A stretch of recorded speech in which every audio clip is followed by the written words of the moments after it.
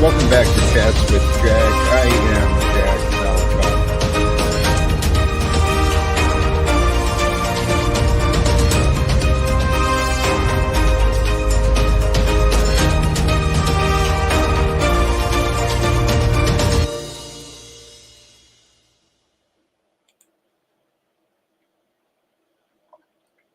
Greetings, blessings, salutations, and love. Once again, welcome back to Chats with Jack. I am Jack Talcott, and here I'm doing things a little bit different. Something was just dropped in the chat. I'll have to check it out. Blessings to all who are stopping by. I'm starting my stream a little bit earlier today and doing things a little bit different. Today, I'm going to get to a lesson, the topic, what do you like, the reason that comes up. I'm going to cover the thumbnail, and I actually want to kind of promote a few people today, to be honest. That's the reason my schedule has changed. I've committed myself to a program created by someone else, and, I figured I'll let you guys in on what I know. So let me jump right in. First of all, let me address something fun. Let me actually start there. In yesterday's live stream, in the description, I pinned a link to my visit on Miss Kendra G's singles live stream. It's received quite a bit of attention. For me, I have received a bit of attention. There's been some beautiful and wonderful feedback, and I want to thank and welcome all of you who've joined over here because you found me over there or through there. So sending love that way to Miss Kendra G. And if you're curious, if you missed my appearance, like I said, the link to hers is in the description of my previous video. So today, though, let's get back to this. Back to my thoughts. The thumbnail today. The thumbnail. Be grateful for everything. Everything. The good, the bad, the ugly. Our entire life. It truly is. It is a precious gift. It's all part of our path. And earlier today, I was considering this question, and we'll come back to this stuff too, but do you think it's more important for people to know what you don't like? Or do you think it's more important for the people around you to know what you do like? And which do you focus on? Which do you pay attention to? Because the goal really is to be grateful for everything. That's what I found for myself. So my part I added. Learning how to accept, like, or love what you used to fear, dislike, or hate can bring greater peace and joy into your experience. It's just simple and obvious truth. It simply requires humility to consider and accept the fact that letting go of your fear, dislike, and hate, finding a way to accept, like, and love those things instead, man, it increases your peace and joy. So become grateful for everything, with an appreciation for it all. Hey, blessings. What's up, Cynthia? Thank you. Yes, please let others know that there's some people who like this, because I think YouTube pays attention to numbers and stuff like that. So share and contribute to the numbers as you can and as you choose. But please do join this adventure. So learning how to accept, like, or love what you used to fear, dislike, or hate. Becoming grateful for everything with appreciation for it all, which will kind of bring me around to my schedule today. What's helped me learn how to become grateful for it all, meaning for each breath, each moment, each day, I'm proud. I am proud of my practice of gratitude, but it's all just God in the end. I've just been stubbornly resisting it. And so this is what I learned about for myself. And what I've been learning is I've been learning a lot of different things regarding who we are. I've talked about Aaron Apke quite a bit in the past, in my past streams. I've mentioned him, and I've shared some of his stuff.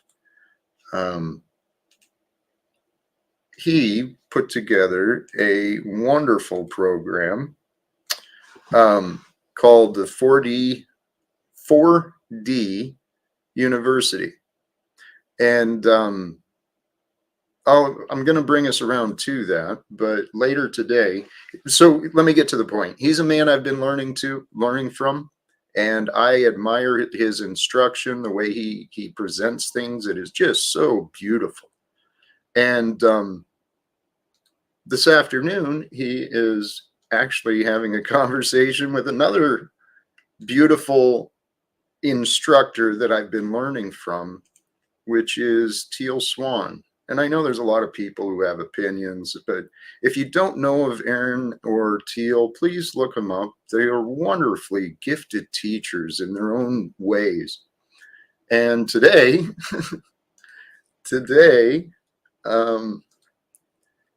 in the 4D University, this is a program that Aaron has created. I'm going to play a short little video. It's less than 4 minutes, but an introduction to this program he's created, and it may give you an idea of why I've been attending it or why I've rearranged my schedule to be a part of it. The link to this, I believe, is already in the description, and I think I put Aaron's thing in there, but not Teal's. But I just dropped the links again for those who may be present and interested or willing to check it out. And this, well,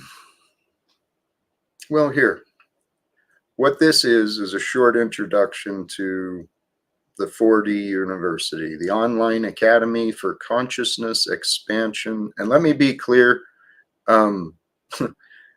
Aaron doesn't know me. They don't know me. I am not any part of this. I am just a fan and hopefully a supporter. Okay, so check it out and see what you think about what he's doing. For thousands of years, humanity has regarded enlightenment as something that only happens to a rare few. And while this may have been true in ages past, in the year 2012, everything changed. Our planet began shifting to a higher density level, which means that all of humanity is now undergoing this ascension process with it. So enlightenment is not some rare anomaly. It is the next level of human consciousness, and that level is called the fourth density. For about 75,000 years, Earth has been in the third density of separation consciousness, but now we're moving into the fourth density, which is the consciousness of love and oneness. So enlightenment is much more than just a higher spiritual awareness. It is a neurobiological transformation of energy and consciousness. It is a state that manifests automatically once the nervous system has been properly prepared for it. And so this requires an upgrade of the entire system to a higher frequency. In ancient times, the most advanced yogic art forms for accomplishing this inner transformation were for the most part kept hidden from the public, being passed down only from guru to disciple. But now that we're entering this new age, these practices and techniques are desperately needed. And now that we have the technology to spread information across the globe at the snap of a finger, these powerful ancient yogic art forms are slowly coming available to the public. Millions of people around the world are beginning to experience the ascension symptoms of this planetary shift into the fourth density. And so, something that I've been passionate about is creating a platform with all of the resources that anyone would need to facilitate a fourth density graduation, a tool to assist humanity's spiritual ascension. And so, after building and investing into this project for quite some time, I'm excited to finally announce that such a platform now exists. And it's called 4D University, an online academy designed to facilitate the process of enlightenment and the ascension to fourth density consciousness. 4D University is about helping you cultivate self-mastery. It presents an advanced curriculum of spiritual and metaphysical teachings to help you gain mastery of the mind, training programs to master your energy, deepen your meditation practice, and ancient yoga techniques to awaken the Kundalini life force within, which is ultimately what transforms the human nervous system to a fourth density level. On July 1st, you can join a community of spiritual adepts from all over the world to raise your spiritual intelligence, to live the law of one, and to become a fourth density being. The 4D University app contains all of your curriculum, the community forum board, as well as live weekly lectures and Q&A calls to assist you on your ascension journey. The fourth density exists in potential within all of us. The only question is, are you ready to unlock it?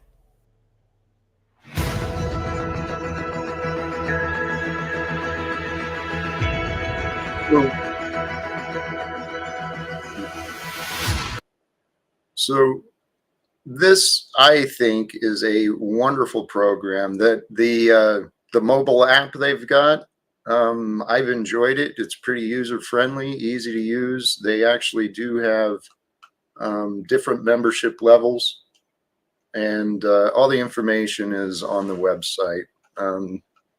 There it is. Choose a plan. There is a free version and one with financial contributions. So I encourage you, explore it, see what it's like. I have found great value from what he's offered. And as a matter of fact, like today, even in the free version, they're sharing a conversation with two of the most wonderful gifted teachers of today, in my opinion. And what's your name? Raccoon Public Service. Holy cows, man. I'm seeing some of your comments. You're partially correct, but you're kind of revealing your ignorance, obviously.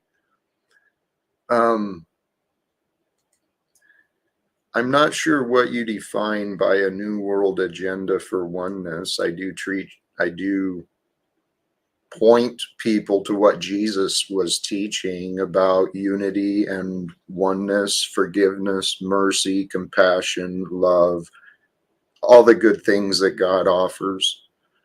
And that, I don't know if that's accurate or not, but here, let's face the facts. Religions have been distorted from their intended use. And then we all know there's a lot of manipulation in the past. We all know that there's been a lot of interpretations. And so we all know that there was also meetings made on what would and would not be included in the Bible. So I don't know what you're laughing at other than your ignorance. And see, this is kind of true too. It depends on what you determine as a Christian. Now, those who follow the dogma of religion that emerged out of the Catholicism, right? Out of the early Catholic churches and all the branches of Christianity that came out of that. You're right. They probably don't. You know, they talk about how evil meditation is, evil yoga is, evil everything is, because many have been taught to be cowards. That's why, oh my God. That's why people continue to be slaves, because they don't really think. And yeah, I am suggesting, I'm trying to encourage people like you and everyone else to consider oneness. Namaste. Welcome.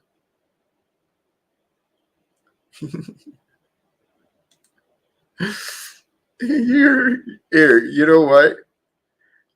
This is a beautiful, beautiful, quick segue into the topic. What do you like? I mean, Mr. Raccoon Public Service here thinks, you know what? He's playing his role as a troll. Playing his role as a troll. What I see is another man, woman, another person like me, allegedly behind a keyboard. I mean, I'm imagining there's a person behind the keyboard choosing to type and reveal these things. And so what I'm seeing is someone focused on what they don't like, focused on what they heard in the past, don't really pay attention to what God is revealing right here and now. The ways of the world have brainwashed us into focusing on the past. See, it's through the past that we really know what we don't like. How do you know what you like if you've never tried something? How do you know? This is the duality, the paradox, the pathway between, you know, healthy desire and unhealthy temptation. You got to figure it out. It's a narrow path, but the path becomes simple when you narrow down your choices. When you simplify your life, brothers and sisters, this is what life is about, sincerely. We are here. We are here to love, to show love, to be love, to offer forth the love that we want. The love you want to know, it's within you. It's up to you to release it. Let your loving emotions flow. And I tell you what, if you've been denying your pain or your anger or your sadness, if you've been carrying it around a long time, why? You got two choices when you're angry, sad, or afraid. You really got two choices. Deal with it, face it and fix it, address it, confront it, or what? Carry it around, pretend it doesn't exist, make excuses to keep it in your life, whatever it is you're afraid of, whatever it is you don't like.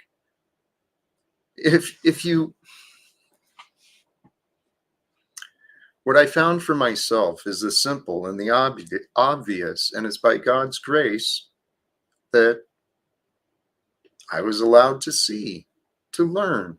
And that's just like you and everybody else. We're all the same way. It's by God's grace we get to see each day, learn about each moment. And through our moments of life, we get to decide, what do you like? I don't think people consider these things enough. I know I was guilty of that in the past. I really didn't consider what I wanted because I was so focused. There were so many things I didn't want or that I didn't have, you know, and then I didn't want to not have the people and things that I wanted. And since I couldn't have those people and things that I wanted, well, then I obviously couldn't have happiness. This is the nonsense confusion that our minds play with us. It's a bunch of BS. Regina Smith, bless you. I love and honor you for your generosity, your support, your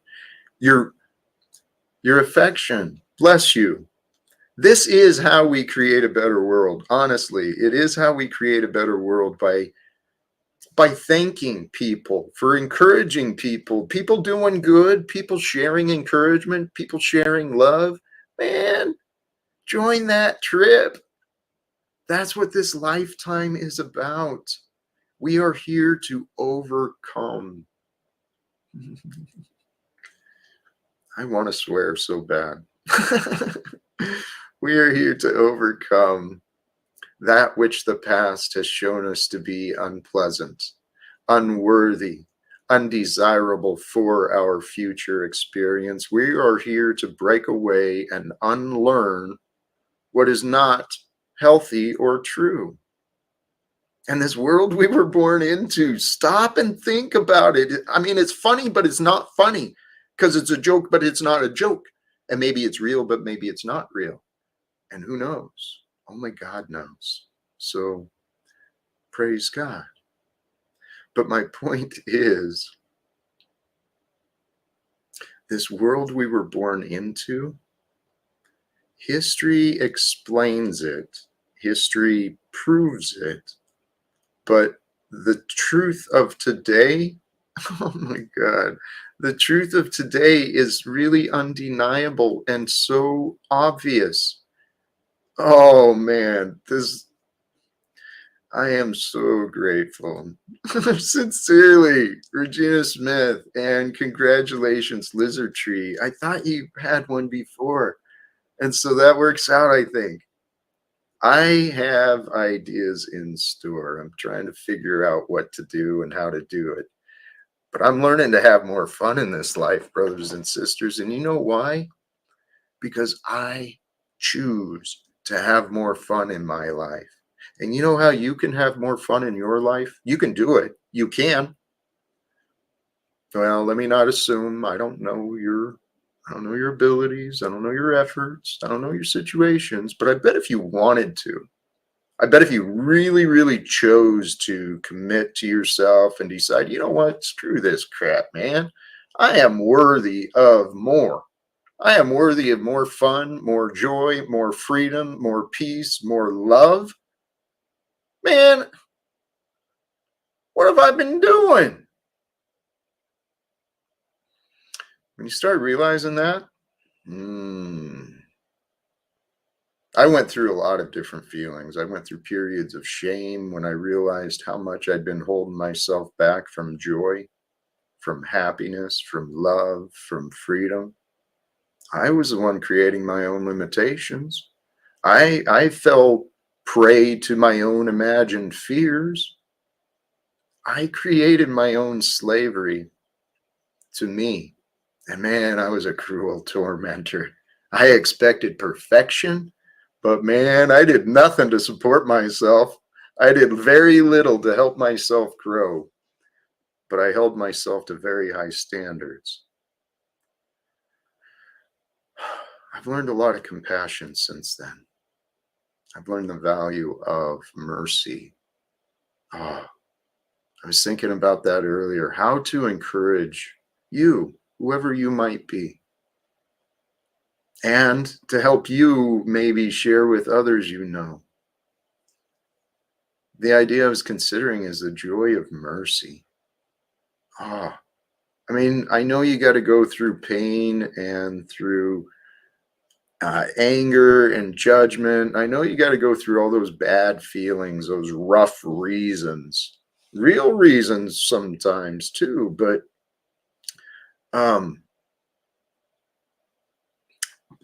finding the freedom of mercy, offering yourself some compassion, some honesty, some admission, some acceptance that, you know what, maybe it is time to change. Maybe there are ways I can do better at what I don't like about me, right? Because this is the idea. We don't know what we don't know. And so if you can get out of your head about what you think you know and all your opinions and all your memories and all your thoughts, if you can get out of your head and get into your heart, that,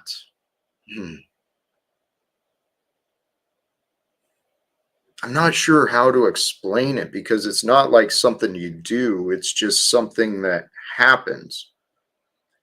But the concept is to bring your mind into the stillness and the silence that is eternally present. There's a stillness and a silence that is eternal. We are the temporary ones, right? There's a source of energy and we are the energy, but we get to direct our energy. We get to nurture our energy. conserve our energy or share our energy.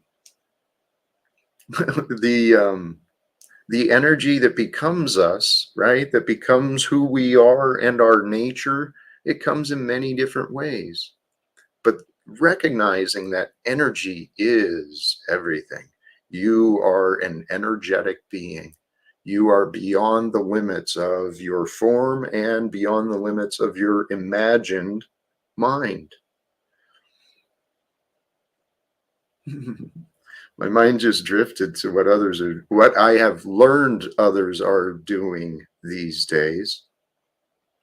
And there are some incredible breakthroughs and understandings of science, the data, the explanations of the energies and the composition, the structures, the systems, that everything comes together and creates. There's some amazing, incredible explanations that support the conclusions that I'm offering. Hey, blessings. That is still wonderful. And Regina, sincerely, thank you again. Your support. You guys, there's been so many of you, so many. And forgive me, I haven't been paying much attention to the chat. I just kind of glanced down there.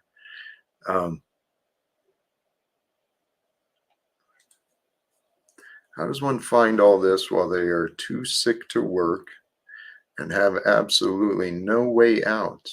Sounds like meditation and yoga will save me. If God won't, guess yoga will.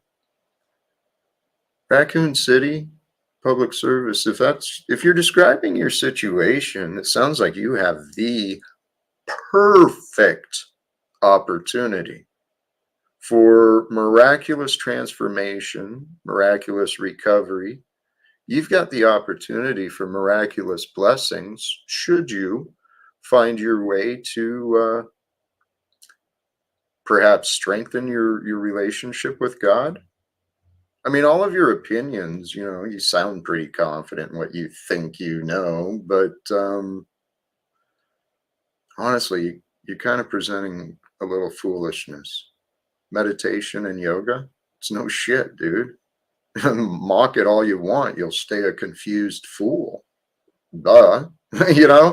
It's the way wisdom works. It's awesome. Knowledge is power. The foolish don't recognize power even when it's right in front of them. They get afraid of it, or they mock it. I don't know, man. I don't know. Brothers and sisters, today, oh, that's right. I certainly can, and maybe will drop the link for a short little bit. There's certain people that will not be joining for a while.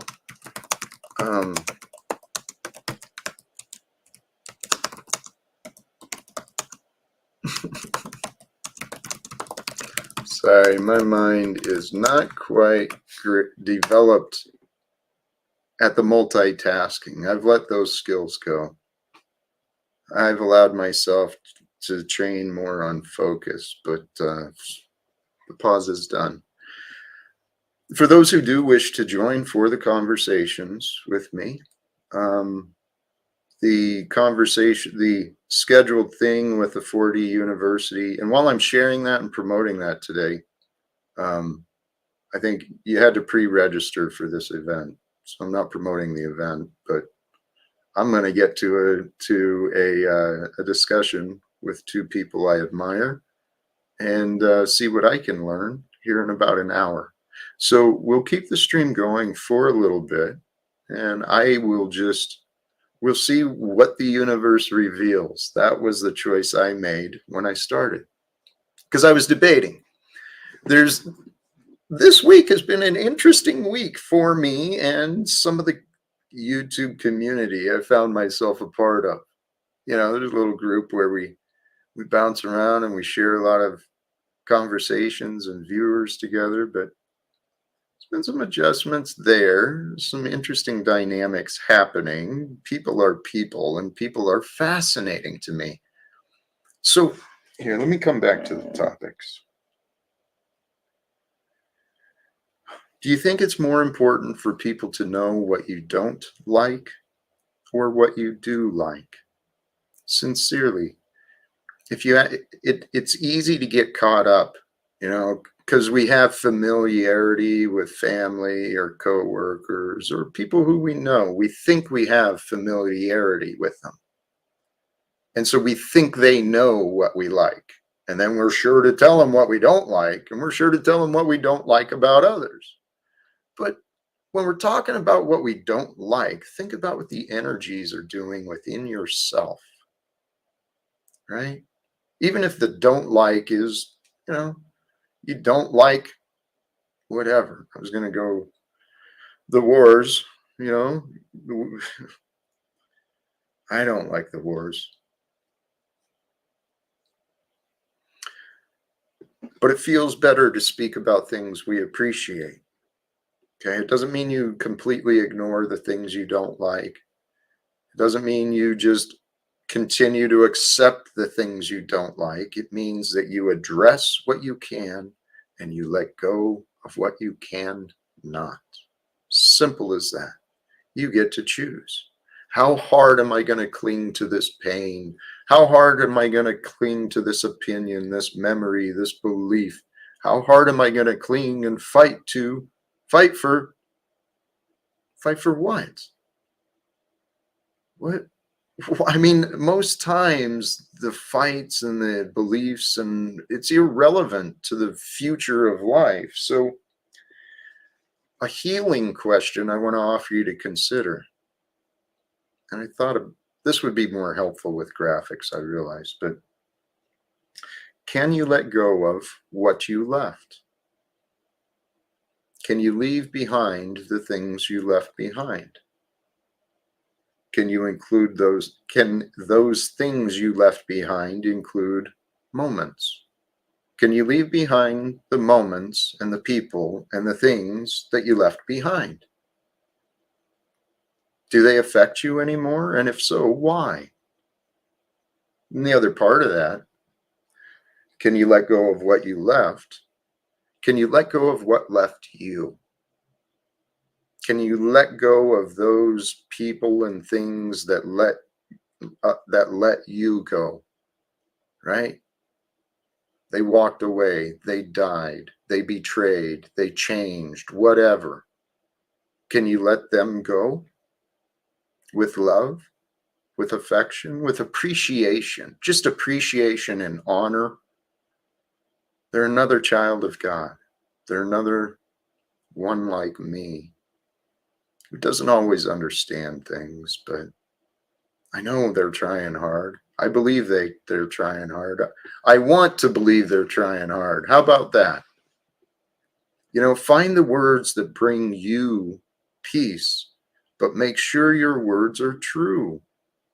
Because without true words, when we're dishonest, when we're gaslighting ourselves, dude, the human mind is such a mystery. It is such an incredible tool. This body, this experience, this life.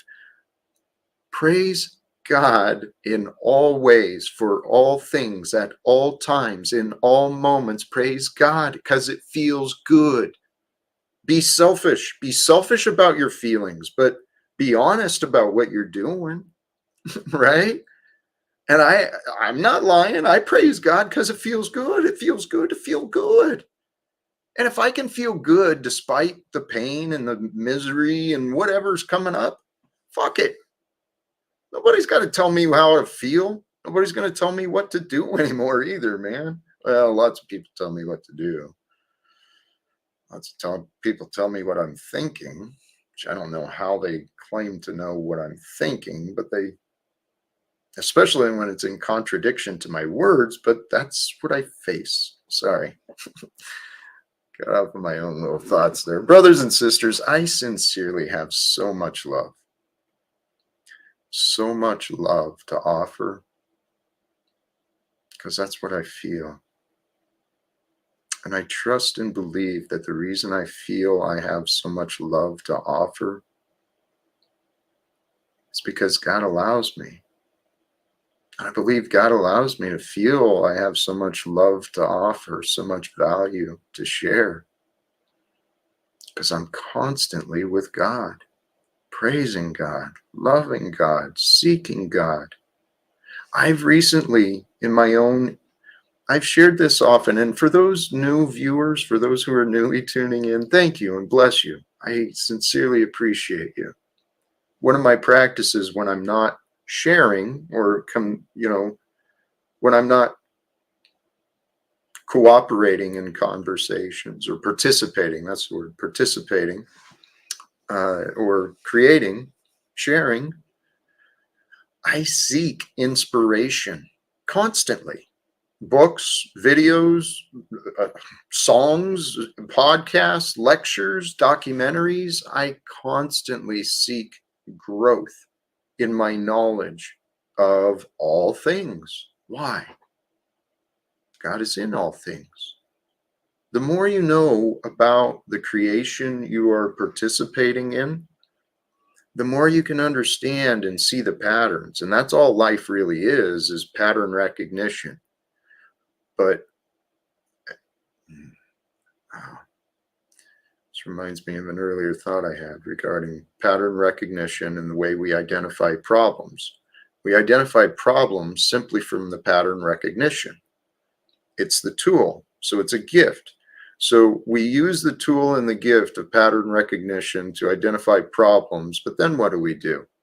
Well, this world today, and what I see many people doing, is complaining about the problems, blaming about the problems, spending time in their minds about the problems. Beyond the problems are the solutions. Within the problems are the solutions. The problem is the solution. Often,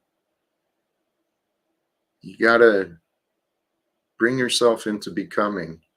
I mean, recognizing and your connection to the problem, that first you identified it. Second, there may be a connection and reason why you identified it. In other words, there may be a responsibility and a participation in the problem you discovered. And this could be a individual problem, local problem. This could be clear around the world. But if you learned of something you don't like, ask yourself why. Why did God allow me to see this? Why did I choose this opinion of it?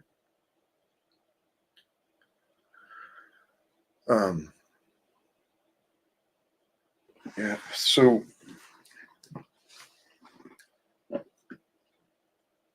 if we use our pattern recognition rather than with a past focus, use our pattern recognition within the power of our imagination, using the past knowledge to move beyond knowledge of what we've gained, that's how we're supposed to use our minds, right?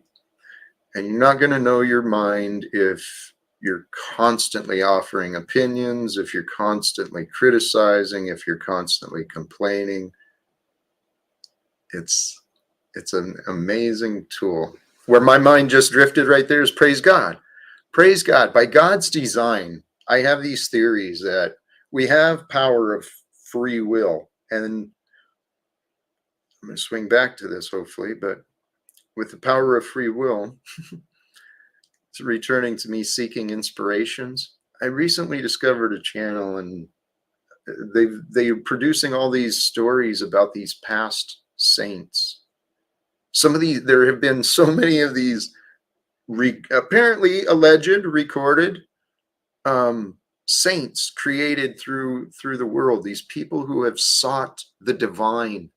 Not just Jesus alone was miraculous. There was many miracle workers that God, our Father, our Creator, has emerged.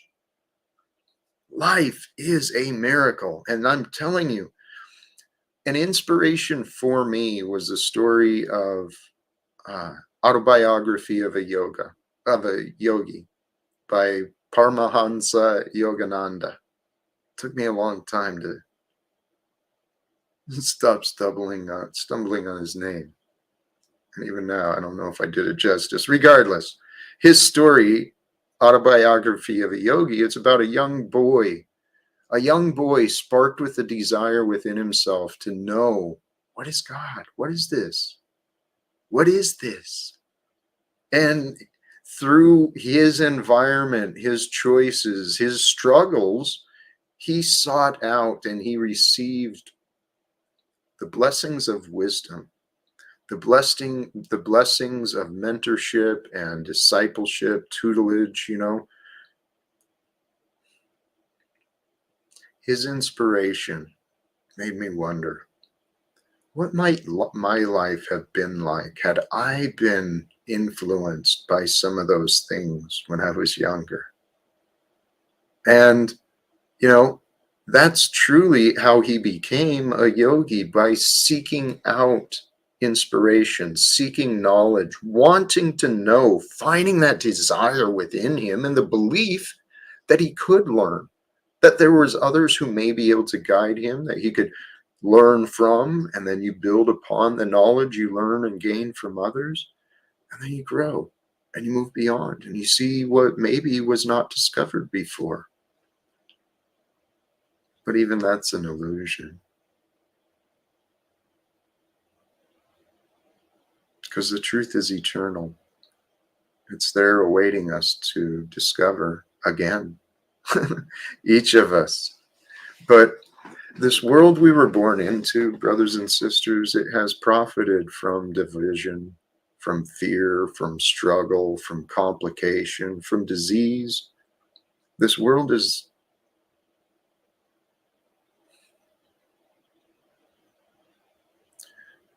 the world has been corrupted by evil.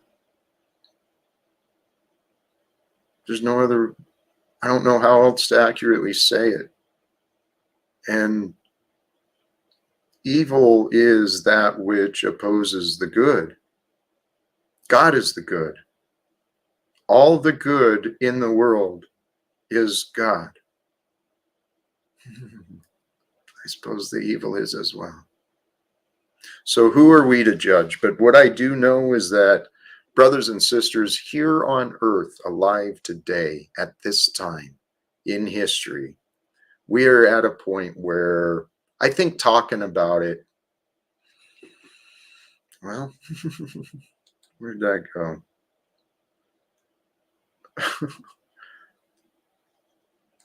I think the time for waiting for others has ended.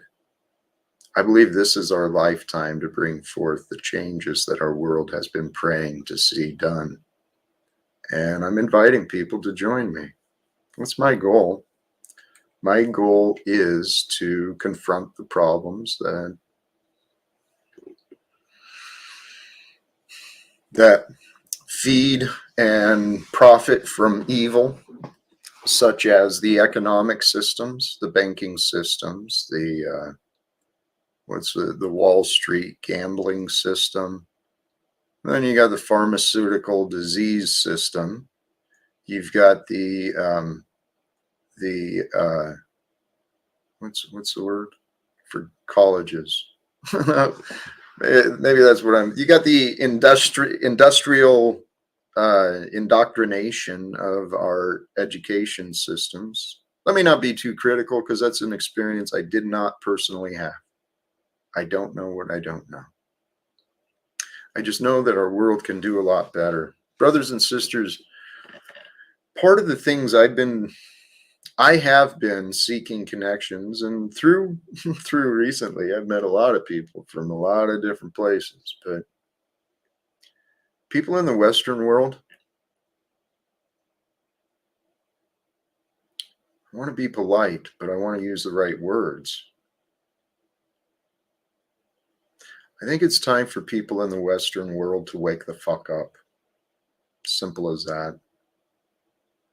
I've been speaking to people around the world. I pay attention to some of the war coverage, some of the oppression, some of the civil unrest, some of the violence that's been emerging and been funded. Let's face it, much of the violence in the world has been funded through the Western world, which in America, we are all a part of. I don't like being a part of that, to be honest. I don't like being a part of an oppressive an oppressive, immoral system. The entire money system is criminal. It is a criminal Ponzi scheme that has been sold, literally. The money system has been sold through propaganda, training, conditioning before propaganda was even a thing. It was just part of what happened. People place money above life. And, I wouldn't be a bit surprised. That's part of the reason that, well, it's always been greed. Greed creates our divisions, feeds our divisions. Our divisions create our fears, and all of these things, man. It drives us nuts. I don't like talking about the problems, but I feel like pointing them out sometimes is helpful, because I know I have a different perspective on things than many others do. But what I do know, brothers and sisters, is that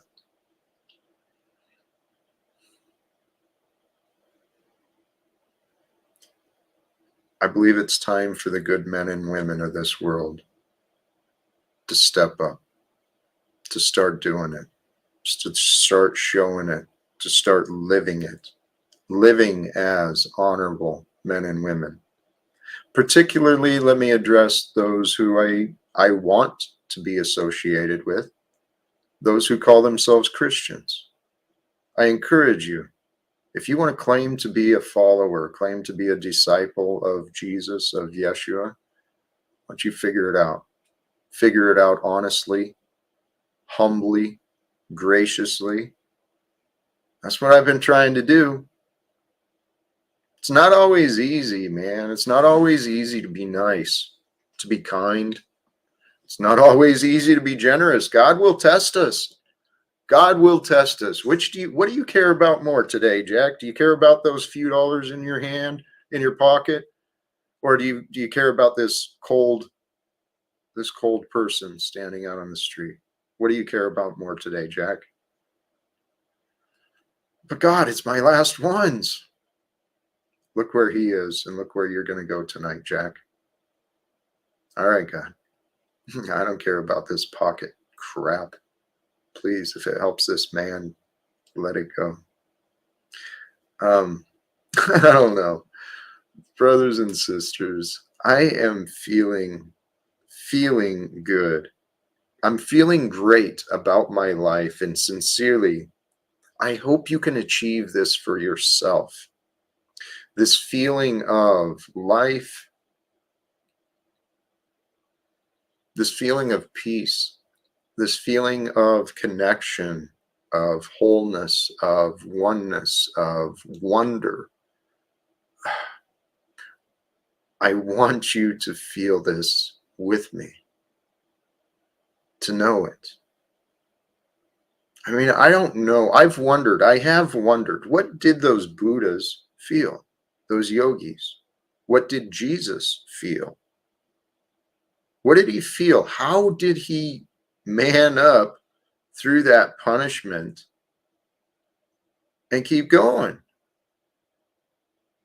And I don't, it's not like he was complaining and begging for mercy from those around him. No, he was like stoic, taking it like a man, as far as I can imagine. But we don't know what others feel, but I have imagined. I've listened to many. Yogananda, or Paramahansa Yogananda, and Shunyamurti, and Sadhguru, and many others. All these people are describing a bliss. Do you feel bliss? Could it be that you might have imagined a distance from God? Maybe you created a distance from God. What is your relationship with God, the creator, the source of all that is? What is your relationship with all that is?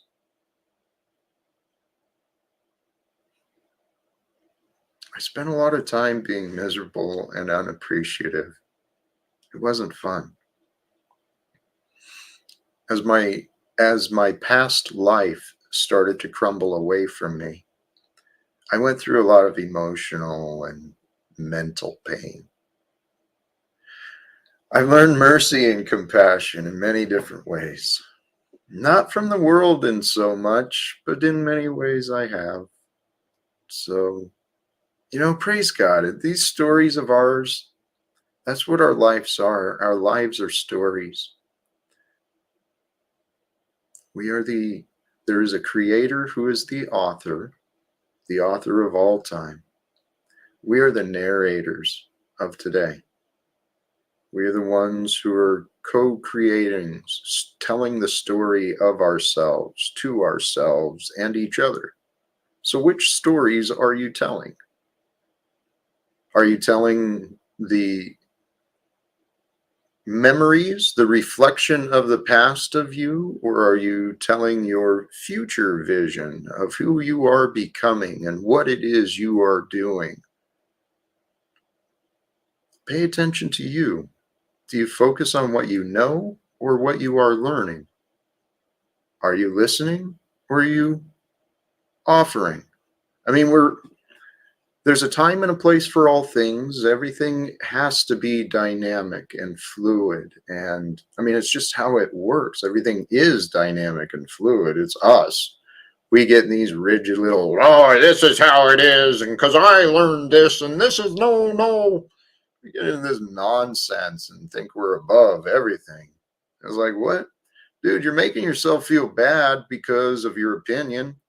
You're like totally ruining your day today because you thought a thought. Have you ever done that? You ever found an opinion, something in your life you don't like? Someone betrayed you, someone stole from you, someone hurt you, whatever. You found some information you don't like and you formed an opinion and you held on to that opinion. And how long did that opinion ruin your day? Dude, I spent years ruining my days over one stupid opinion, blaming my ex-wife for my failures as a man in our marriage. I had a tough time accepting responsibility in the past. Like I said, I didn't understand mercy and compassion, and if I was wrong, I was going to be punishing myself. And I did. I did just that. I used to punish myself. I wasn't cruel to others. I was very kind and generous even when I was drinking. Now myself, though, that's where the problem was. I don't know. I guess God decided I had a little karma to work through or something. Talcott Express, I am such a fan of you. I really am. At first, I didn't know what to think. I still don't know what to think. I just know that I appreciate. Why? Because I know what I like. I know I like to feel good, and I want you to feel good. And what I found, the easiest way, the most simple way to feel good, starting now, do it now, live now. Here is where you get to feel good right now. It's always now. Be now, be good, feel good, share good, nurture good. It's all good, right? Until it's not. But if you can trust in God that all is good, that life is happening for you, and you better realize life is happening for you. Your life is for you. It was created only for you. Everything in existence has been created for you to experience you at this time here on earth. Isn't that amazing? It's so freaking fascinating to consider the infiniteness and the complexity of nature and life and all of the energies, the solar systems. I mean, it's mind boggling. Hey, we have a wonderful guest arriving and a man, whoops, a man I greatly admire. Welcome, James Terrell. Hey, mic check, 212. How we doing, Mr. Jack Talcott? You know, you're all the way up, but you're a little bit soft. It's doable. You're There you doable. go. Maybe I can turn mine down so it's less of a. There you go. You're working with me. I like that. You're working with me. Thank you. I don't like to shout like most people. I don't know. I haven't mastered the art of projecting my voice as most of these, you know, people like to do on the mic. I take my time and I'm soft spoken to some degree. Yeah. You know, you may have your mic might adjust itself because you started out soft and it jumped up, but I think we're good, man. Welcome, Cool. brother. Welcome, welcome, welcome. Welcome. Have you been paying attention? Do you have any Yeah. thoughts? Well, there you go. Thank you. You mentioned something about what did you say? Hold on. Something about having these things, right? That you was mentioning the greater things or things that will make you happy to some degree, right? If I'm correct, you were talking about things that, you know, would make you happy. And so you have to protect these things as well, right? The things that make you happy. They don't just come to you and you remain happy. You have to protect your happiness, protect your energy, right? You have to protect your energy, Jack. Hey, brother,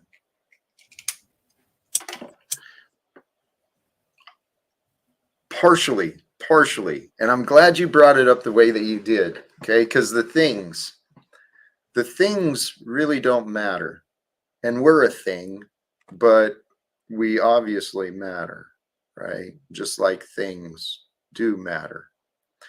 So to some degree, we want to protect, but if you change the word to conserve, right? Conserving is protecting. It's caring for, and that's the idea. But what I was another thought I was reminded of there is finding the balance between so that you care without worry. Makes sense? Because our worry comes only for things we care about. If we didn't care about stuff, we don't worry about it. So our worry comes from care. So we want to care, but we don't want to worry. And that's where the appreciation without attachment. You know, just appreciate everything, everyone who comes into your moments of your day. And then just appreciate the moments. Because the things and the people outside of us, they add to the experience. And the people and the things outside of us, that's what helps us to figure out what we like and what we don't like. But the idea of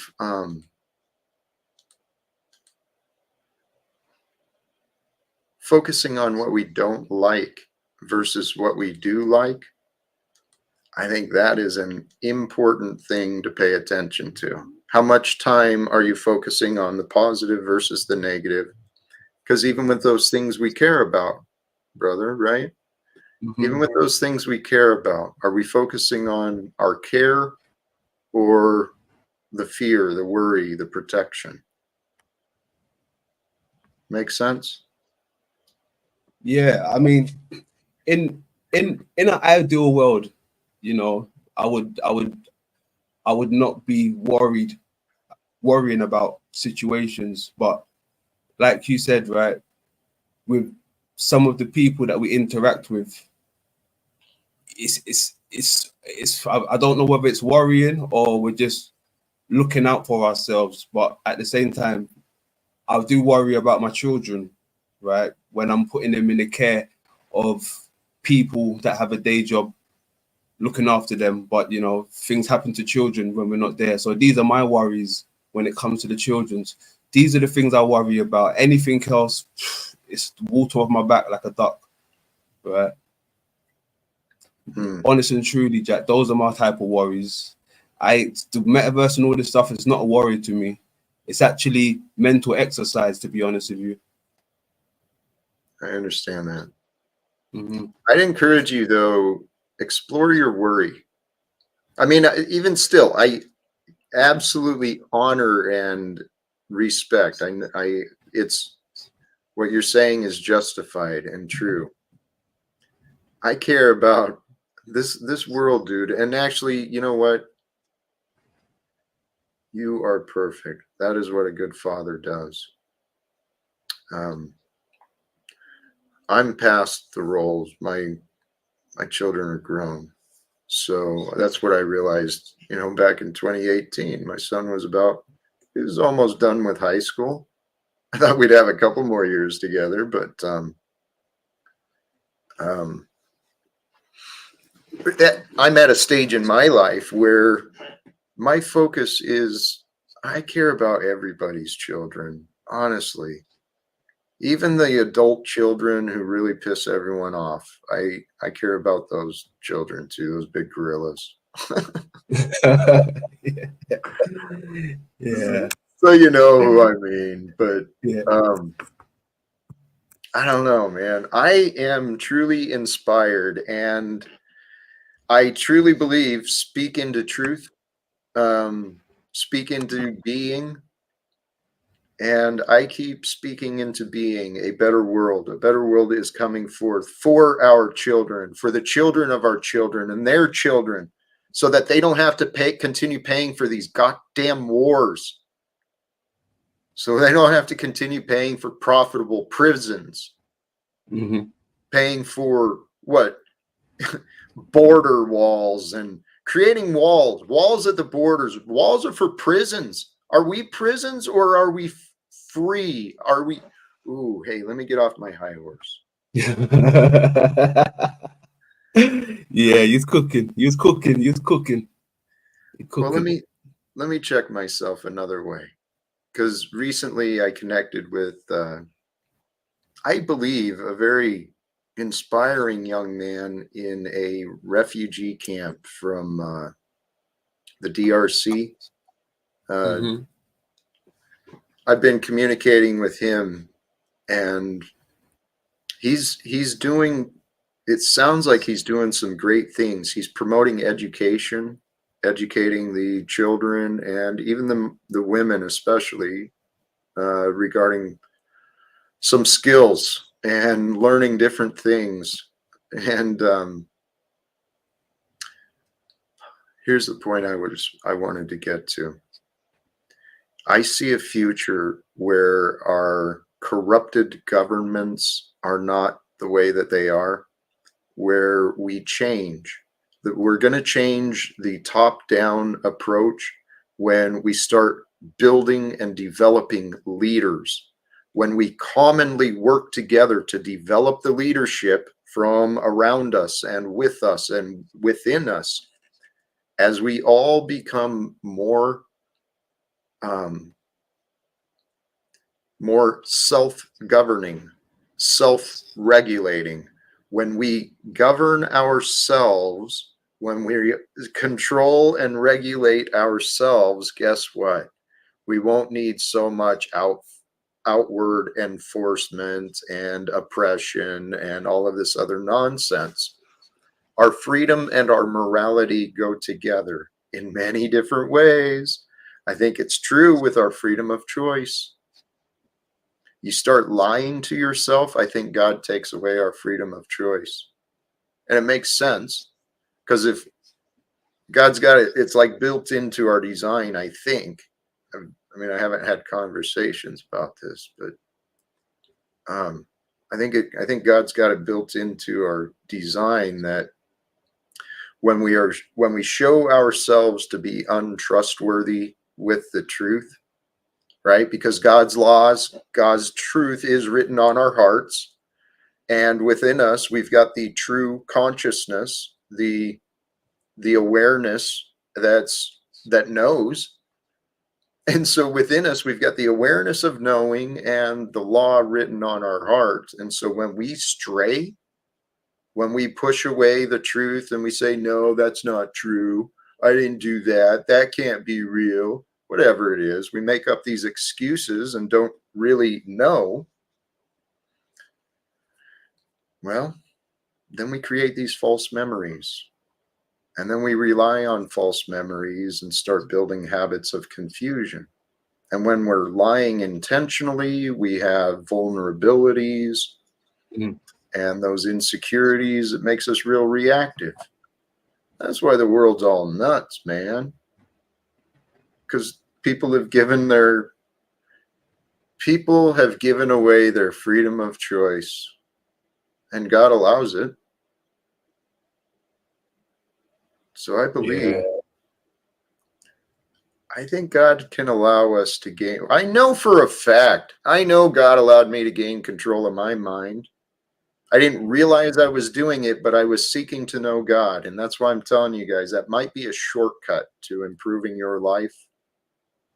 Really, humbly, earnestly, with devotion and intention, through prayer and meditation. Whoever that was, raccoon clown. God, wait, I don't mean to be insulting. I said I was going to work on improving that. Yeah, you're starting. I can see it. You're starting. Thank you. Well, it's through prayer and meditation, through devotion and intention. These things are very important for our mental, our spiritual health. And it's through our mental health and our spiritual health that our body is cared for.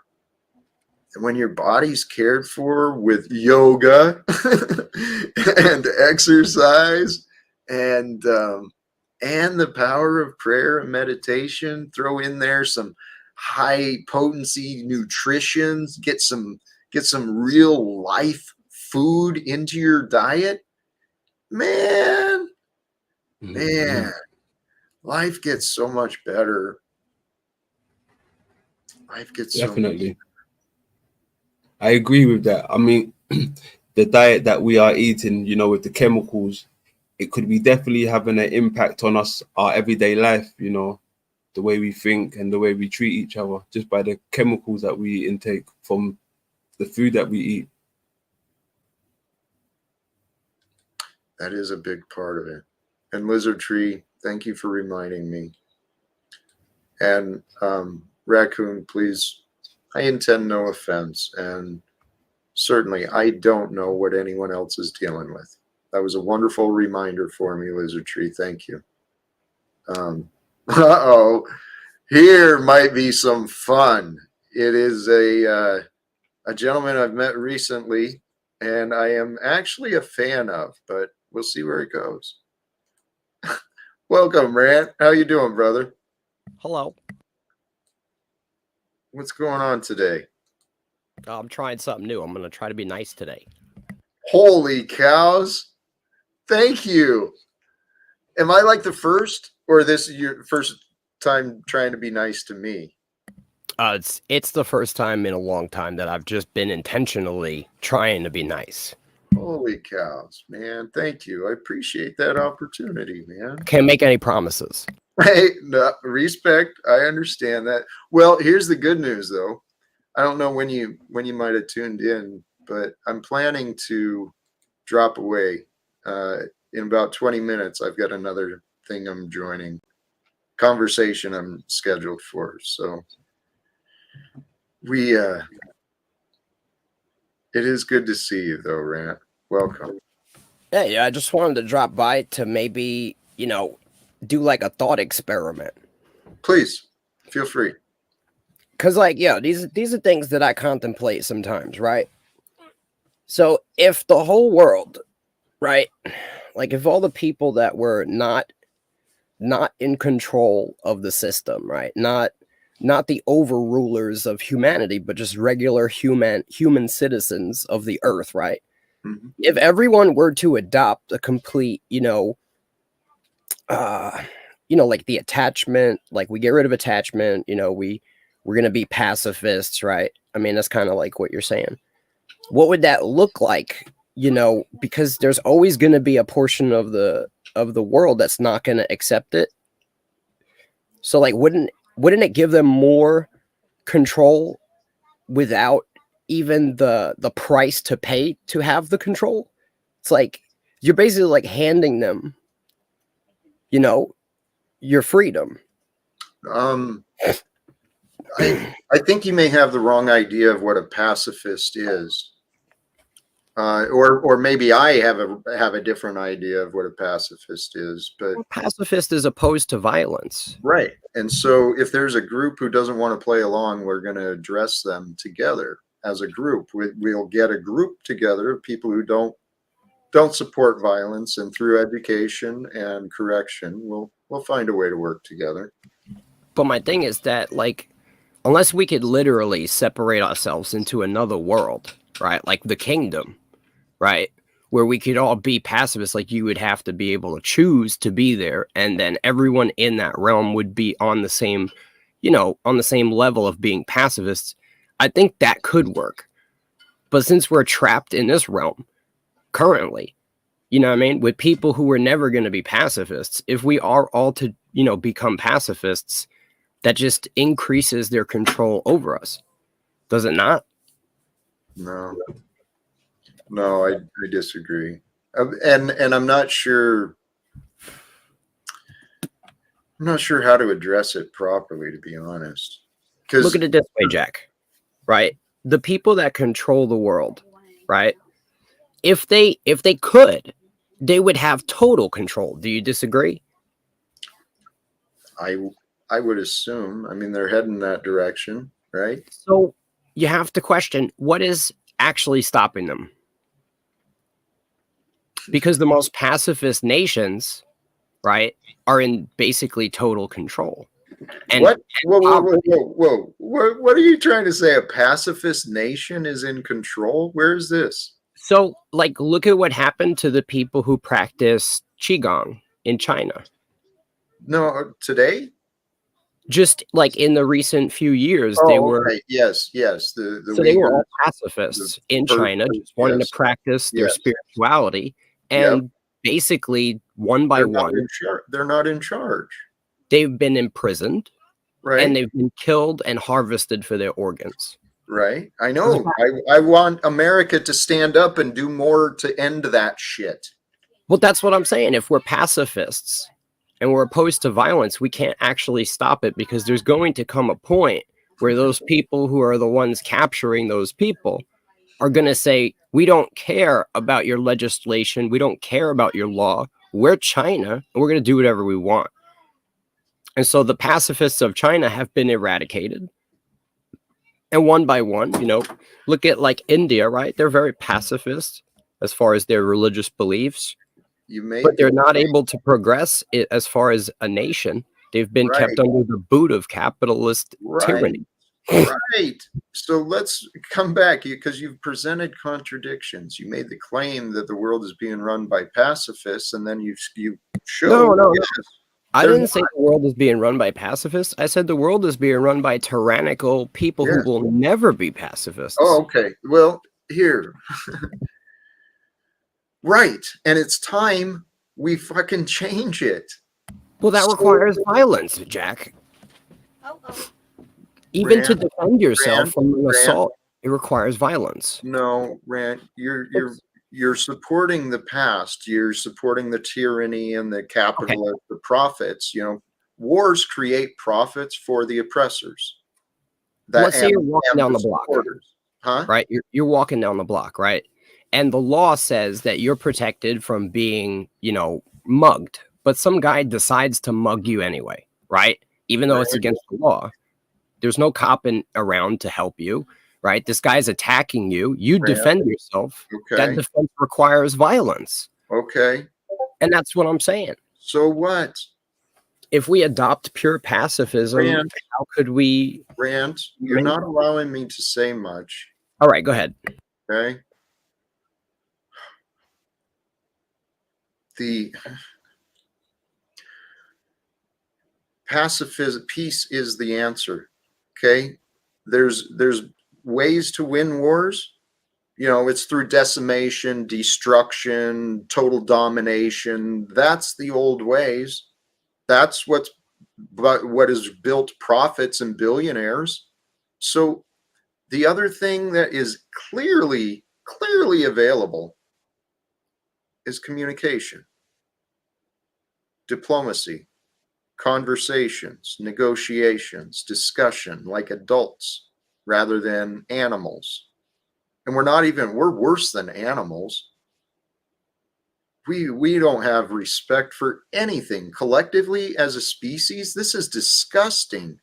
And I blame it on poor leadership. But you can't blame the poor leadership because it's been voluntarily friggin' chosen and supported and enabled. And so here, Rant, unless you'd like to feedback on what I said, I was going to come back to your question of the mug. I'll make it brief.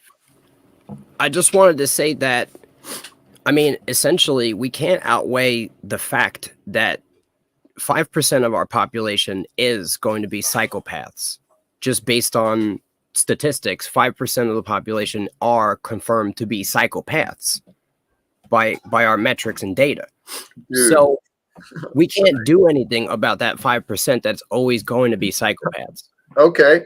And they aren't going to listen to communication. We shouldn't be electing them and putting them as friggin' executives or shareholders, because that's what we're doing in this corrupted world. Jack, I don't believe we are, to be honest. Okay, you're mistaken, though, because look at the data. Flo or others have been bringing this up. There's data that shows psychopathy. It does very well in surgery, in executive positions. Why?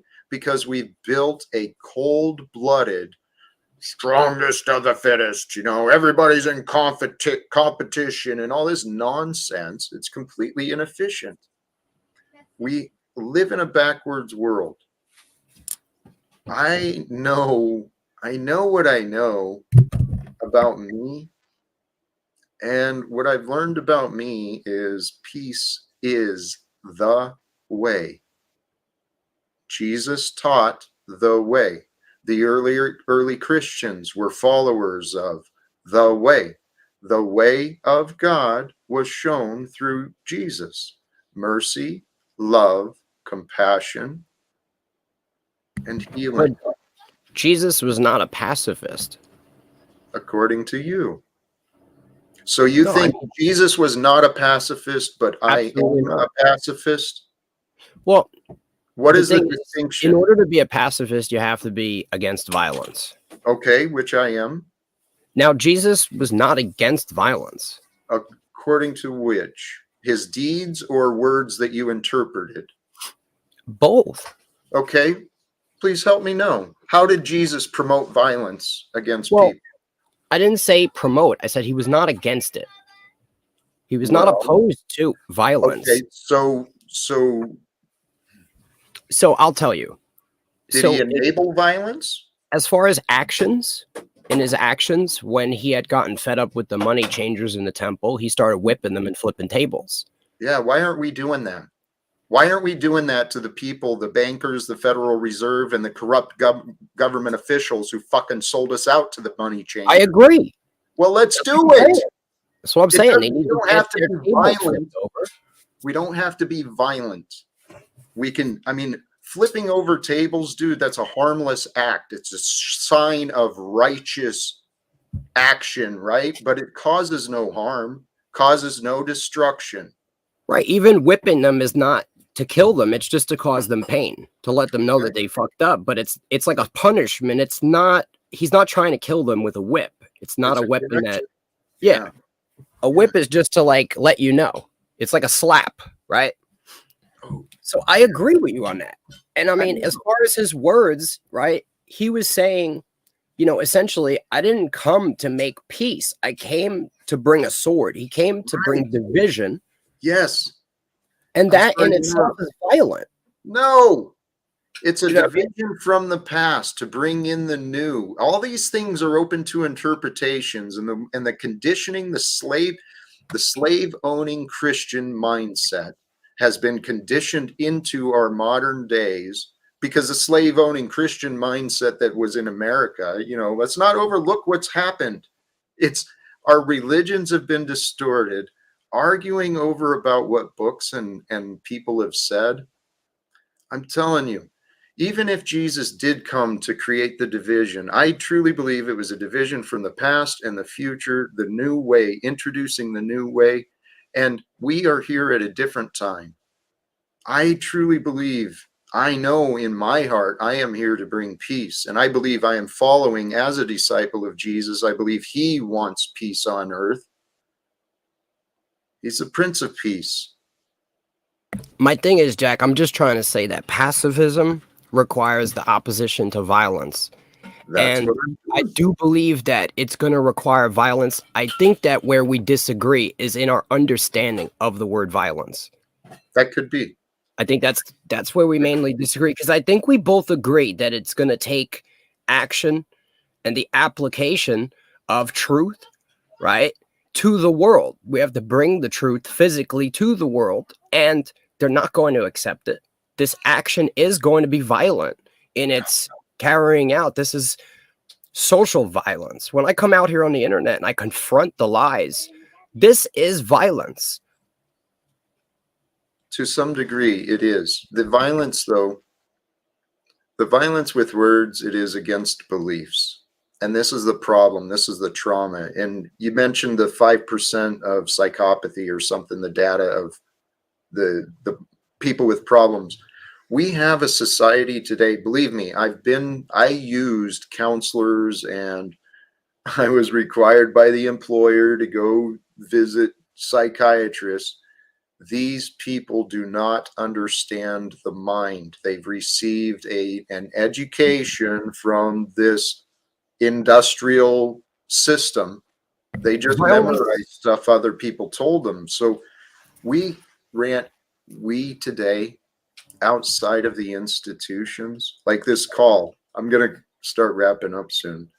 This call I'm going to jump onto, there's people outside of the institutions that are teaching true mental health. And that's what I'm trying to do.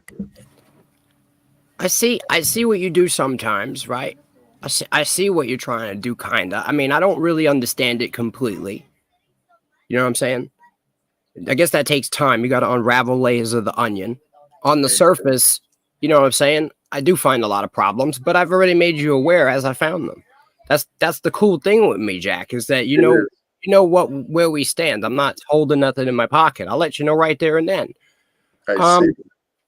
You know, the difference in the understanding of violence. You know, you have the original definition, like the number one used definition is like an harmful act with the intent to like cause harm. But then you also have, you know, strong emotion, right? Mm-hmm. That is, you know, essentially like unpleasant, like destructive forces in nature. And so violence is these strong emotions that are destructive. But if we're tearing down the lies, if we're tearing down the bad system that is keeping us enslaved, this destruction gives way for the birth of something good. Yes. Something incredible is about to be born forth. I'm confident of that. Rand, I'm gonna wrap this up. I've got 5 minutes left. I'm gonna throw you both out. I want to sincerely thank you, though. Here, unless you got something real brief, let me be polite. Peace, Okay. Jack. Much love. Till next time. Peace out, brother.